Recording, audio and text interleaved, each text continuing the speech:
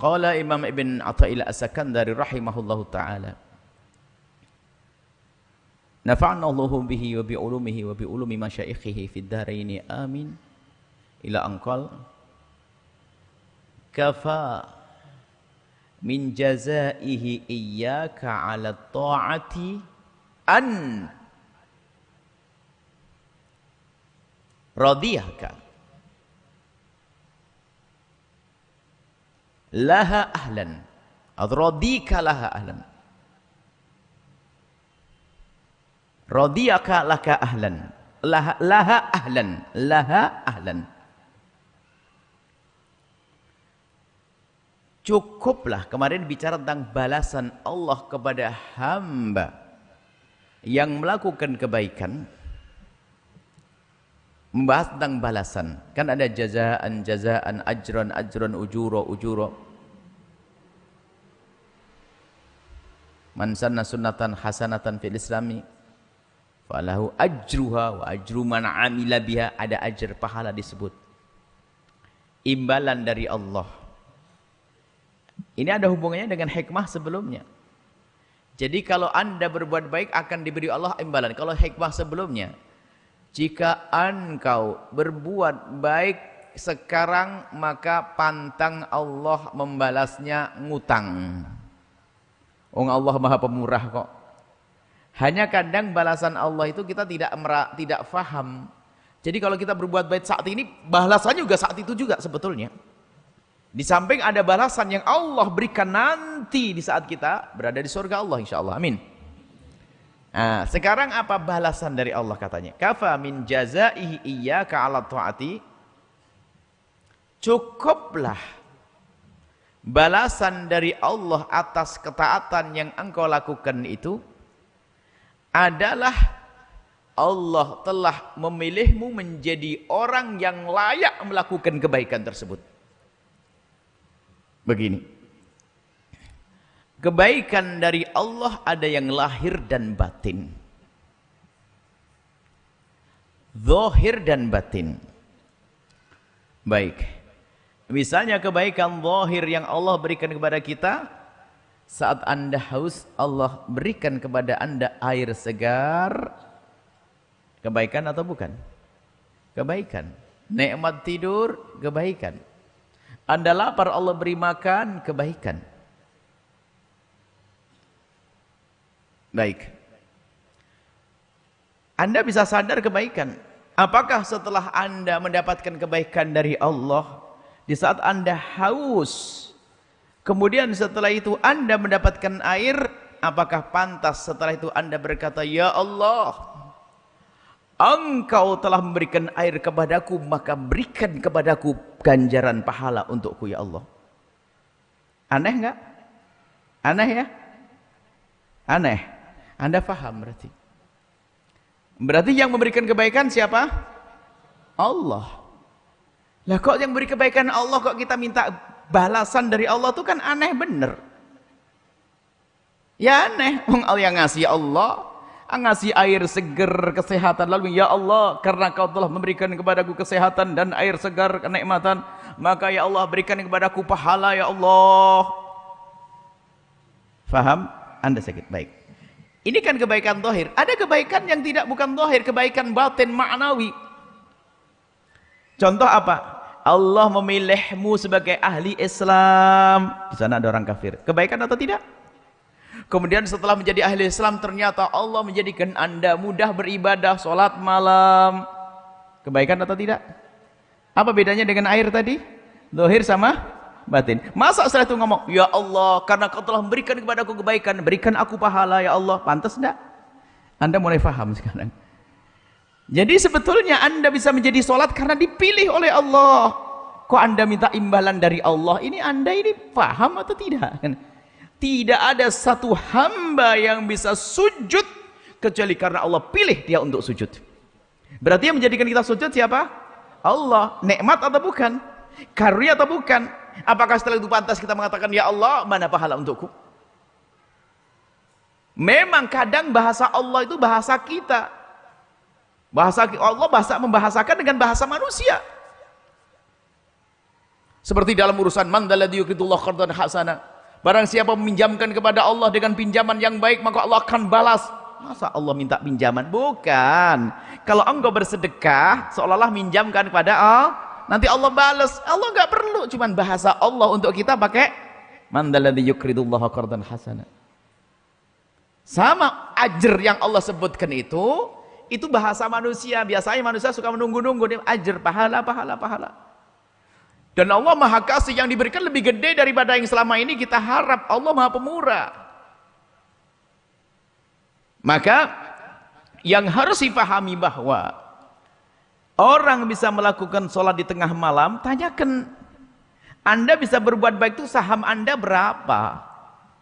Berapa persen dari saham Anda? Tanyakan. Siapa yang membangunkan Anda di tengah malam?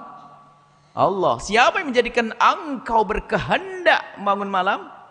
Kemudian siapa yang memudahkan, memberikan kesehatan bisa sholat? Kalau itu saham dicabut, Anda tidak bisa ngapa-ngapain kok. Seperti orang mati. Kita nggak punya saham. Artinya semua kebaikan yang kita lakukan adalah kebaikan Allah. Maka kita seharusnya bersyukur kepada Allah. Kita berterima kasih kepada Allah. Maka disebutkan oleh Ibn Athaillah Sakandari di sini untuk mengingatkan makna nikmat karunia Allah yang sangat agung ini, yang kadang kita tuh jarang mensyukuri. Maka nikmat mudah mensyukuri seorang hamba ini, kecuali nikmat kebaikan. Orang baru punya anak, akekahan, syukuran. Baru menikah, pesta, Masya Allah, baru mudah. Tapi jarang di antara kita yang di saat oleh Allah dibangunkan di tengah malam, lalu ke pagi harinya bersedekah, ya Allah, aku ingin bersedekah kepada fakir miskin karena terima kasihku karena engkau tadi malam telah bangunkan aku. Ada atau tidak? Jarang. Kita jarang mensyukuri nikmat ibadah. Karena kita mungkin kurang menganggap itu nikmat. Makanya hitungan kita dengan Allah seperti hitungan pegawai. Mana pahala untukku ya Allah? Mana ganjaran untukku ya Allah? Dan Allah akan memberi memang. Cuman yang diajak, yang ingin dihadirkan Ibn Athaillah Sakandari, sadarlah bahwa kebaikan yang kau berikan ternyata modalnya dari Allah. Semua dari Allah.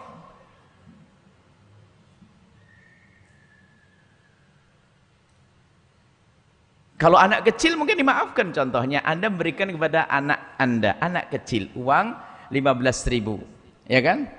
Pas Anda pergi, tak tanya Anda perlu mau beli es, beli sesuatu. Mak, minta duit ya nak? Nggak boleh, nggak boleh. Anak kecil, dari mana duitnya? Dari Anda. Anda tidak marah karena sama anak kecil. Cuman kalau dia orang dewasa bikin pegel tak? Kurang ajar, bener nggak kasih 15.000 minta 100 rupiah aja nggak kasih. Ini kan? Sementara yang ngasih kita adalah Allah. Setelah Allah minta 2,5% zakat. Enggak ya Allah. Lah, kau ini gimana? Diberi kesehatan untuk sujud rukuk? Enggak. Sudah begitu giliran sujud, mana gajiku? Mana adab kita dengan Allah? Ibn Athaillah Sakandari mengajak kita merenungi. Ternyata nikmat yang Allah berikan kepada kita luar biasa. Banyak nikmat yang batin, yaitu kemudahan kita melakukan kebaikan. Maka disebutkan termasuk balasan atas kebaikan yang engkau lakukan dari Allah, yang paling tampak tapi tidak engkau lihat adalah engkau telah dijadikan oleh Allah ahli di dalam kebaikan tersebut. Itu balasan dari Allah. Ini makanya orang bergembira di saat beribadah, lah itu kan nikmat.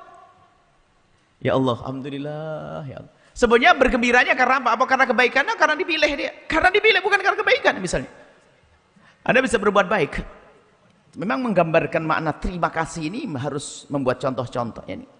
Kalau kita dengan Allah, karena kita kedekatan, ya tergantung kedekatan seorang hamba kepada Allah. Di saat seorang hamba diberi oleh Allah kemudahan melakukan kebaikan, itu berbeda-beda tingkatan manusia. Ada yang melakukan kebaikan biasa saja, nggak ada rasa senang, bahkan ada nyesel, ya Allah, terlanjur butuh lagi, dannya masuk kotak lagi, pluk, ya Allah, mau beli kerupuk, sudah masuk, nyesel, tapi masuk tetap. Ada hamba Allah yang di saat melakukan kebaikan itu riang, wajada halawatul iman, menemukan manisnya keimanan, dan itulah ahli iman yang sesungguhnya. Sehingga seperti disabdakan Nabi, la yashba'ul mu'minu minal khairi. Seorang mukmin tidak akan puas dengan kebaikan yang dilakukannya. Hatta yakuna muntahahul jannatu, sampai masuk surga. Nah itu orang mukmin. Jadi berbuat baik pengen, ya Allah, ingat nikmat, ya Allah, alhamdulillah tadi malam bisa bangun, nikmat. Dia bisa melakukan kebaikan lalu dia bersyukur, senang. Lah, rasa senang itu kan balasan yang Allah berikan kepada kita di dunia. Senangnya senang karena apa? Coba. Apakah karena sujud rukuknya? Sebelum sujud rukuk, senangnya karena Allah telah menjadikan kita ahli kebaikan tersebut. Hari ini memang belum bisa kita lihat saat ini. Tapi coba, nanti kalau Anda masuk surga, amin. Pesantren yang Anda bangun, sumbangan Anda ratusan juta, puluhan juta. Saat ini biasa saja, nggak kelihatan. Yang jelas kurang di rekening Anda. Belum kelihatan saja. Tapi, setelah nanti di akhirat Anda akan melihat. Anda akan berterima kasih bukan karena urusan yang Anda dermakan. Anda berterima, ya Allah, di antara hamba-hambamu kau pilih aku saat itu menjadi orang yang mau berderma. Tetanggaku lebih kaya dariku ya Allah, tapi nggak punya apa-apa di akhirat. Tapi engkau telah pilih aku. Lah, karena pilihan Allah ini loh, nikmat agung yang Allah berikan kepada kita. Ini yang maksud Ibn Athaillah, agar sadar jika engkau bisa menghadiri majelis ini dipilih oleh Allah. Nggak main-main. Ini nikmat agung yang nggak bisa dikira-kira dengan apapun. Sehingga kalau sudah orang mendapatkan taufik, Allah berikan kekuatan untuk melakukan kebaikan, itu juga masuk akal kadang. Begitu sebaliknya, kalau Allah tidak menghendaki kebaikan kepada seseorang, nggak bisa. Suaminya nyuruh, disiapin sopir, mobilnya iya, bahkan sebelum habis maghrib sudah ditundang tukang pijet. Suami yang ngerayu-ngerayu, dijanjiin nanti belikin kalung, nggak berangkat perempuan itu. Karena itu bukan perempuan pilihan, tapi ada perempuan sakit, sibuk, nyiapin makan untuk anaknya biar belajar, nanti malam ini ditinggal anaknya ngaji, setelah selesai tinggal nak berangkat pengen ngaji, padahal dia sibuk. Bisa saat ini seperti biasa-biasa saja, tapi di akhirat dia bersyukur, ya Allah, puji syukur kepadamu saat itu di antara wanita yang sibuk, ternyata kau beri kesempatan kepadaku untuk melakukan kebaikan. Nah itu loh, engkau dipilih menjadi ahli kebaikan, itu balasan kebaikan dari Allah yang luar biasa. Maka pandang karunia Allah ini unik, bisa melakukan kebaikan. Memang kalau tidak kenal Allah susah orang nyumbang kok 200 juta. Ini kan bisa buat toko 10 juta. Ya gaji 3 karyawan. Lah gimana saya nyumbang? Sayang dong. Tapi tidak. Karena Allah telah memilih, dia akan keluarkan duitnya. Makanya kita syukuri apa? Pilihan Allah. Nah ini. Allah menjadikan dirimu, Allah rela engkau menjadi ahli kebaikan tersebut. Itu balasan besar dari Allah Subhanahu. Itu adalah satu karunia agung dari Allah Subhanahu wa taala. Sekaligus itu untuk menguji rasa, menguji keimanan kita. Jadi kalau engkau jika engkau ingin tahu seberapa besar kadar keimananmu, jika engkau ingin mengetahui seberapa besar kadar keimananmu kepada Allah dan kadar kecintaanmu kepada Allah, lihatlah seberapa besar kadar senangmu di saat engkau melakukan kebaikan. Seberapa besar kadar senangmu di saat melakukan kebaikan. Jika engkau melakukan kebaikan kok enggak senang amat, susah, berarti kamu tidak punya cinta yang sesungguhnya kepada Allah. Dengan Allah Jalla Jalaluh, dengan manusia pun juga sama. Anda mencintai putra Anda, dia menginginkan sesuatu, sepeda, lalu Anda bisa membelikan, senang atau tidak? Senang, kadar senang itu. Tapi kalau Anda membelikan orang yang Anda benci, maksa lagi belinya, gitu. Karena Anda membelikan putra Anda yang Anda cintai, lihat Anda dengan penuh kegembiraan. Walillahil mathalul a'la. Untuk memahamkan saja, membuat contoh dengan manusia, dengan Allah juga begitu. Sehingga para kekasih Allah mengatakan, di saat mereka melakukan kebaikan lalu mereka merasa tenang, nyaman, berkata, sungguh seandainya di surga itu kenikmatannya seperti yang aku rasakan di saat aku sujud seperti ini, niscaya sudah cukup. Karena merasakan keindahan. Wajada halawatal iman, Menunjukkan manisnya keimanan. Kita mendengar cerita hari ini, malam ini. Semoga esok hari kita sampai kepada makom tersebut ya. Biarpun kadang-kadang iman kan yazidu wa yanqus. Kadang sesaat kita ibadah senang, kadang setengah ngambek. Ya memang begitu. Kadang-kadang senang bangun malam tuh riang, Masya Allah enak. Kadang-kadang ya Allah, kadang-kadang sedekah pun kadang-kadang plong, kadang-kadang ya Allah. Begitu. Ya nama iman yazidu wa yanqus. Kita ingin stabil, naik terus. Hatta yakunu muntahahu, hatta yakuna muntahul jannah. Terus kebaikan. Dan begitulah Ibn Athaillah akan dari hadirkan hikmah ini agar kita selalu menyadari nikmat Allah yang sifatnya nikmat batin, bukan nikmat zahir, yaitu kebaikan yang Allah berikan kepada kita dimulai dari Islam. Kita bisa menjadi ahli Islam, iman, dan juga amal-amal baik yang lainnya. Semoga Allah memberikan kepada kita kelezatan, kenikmatan di saat kita melakukan kebaikan, sekaligus menjadikan kita sadar bahwasanya itu semua dari Allah, sehingga kita akan tidak akan masuk wilayah namanya ujub. Ujub itu bangga dengan kebaikan lalu mengarah menghantarkan kepada kesombongan. Ujub, ya Allah aku sudah begini, ya Allah mana balasannya, ya Allah aku sudah. Tidak tahu bahwasanya modal kebaikan yang ia lakukan semua adalah dari Allah Subhanahu wa taala. Bahkan tidak ada seorang hamba melakukan sebuah kebaikan kecuali karena Allah telah mendahului kebaikan untuknya. Tidak ada seorang hamba yang bersyukur kecuali karena Allah memberikan kenikmatan baginya untuk bersyukur. Maka syukur kita pun perlu disyukuri, karena di saat kita bersyukur itu nikmat, maka syukur itu perlu disyukuri lagi. Kapan berakhir syukur kita?